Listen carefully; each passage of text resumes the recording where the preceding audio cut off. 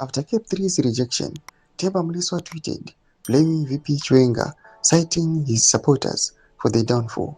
He accused Chwenga of making people think he's a better leader, but Zimbabweans see integrity and people-first leadership in him, values rooted in our liberation struggle. Sadabina Mash Kobra Yukachi Themba Mliswa and his in-laws blame VP Chwenga for Bill number 3 rejection, a misguided attack, and accepting defeat.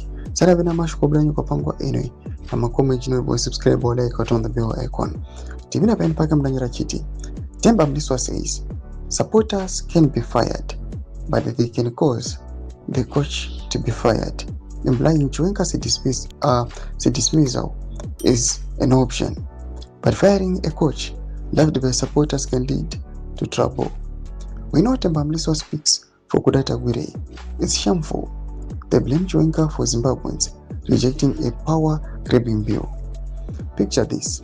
Chwenga called for arrest of Rigananda stealing national resources and wanted Bill 3 via referendum. If the president agrees, everyone would be happy and praising the president. Instead, the focus is on blaming Chwenga. Chwenga's speeches are not undermining the president. He is saying how things should be done for all Zimbabweans. He respects the president, proved by removing Mugabe and putting ED in power. Chwenga is not power hungry. Chwenga puts people's interests first. That's why he is loved.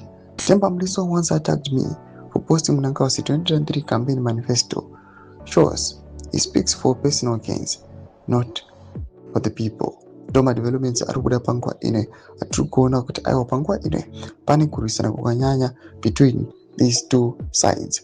Factions maviri, other one will push up for 2030 and other one is against it. When I comment section, make those of you aim to leave on the page to each. Don't subscribe or like, check on the bell icon.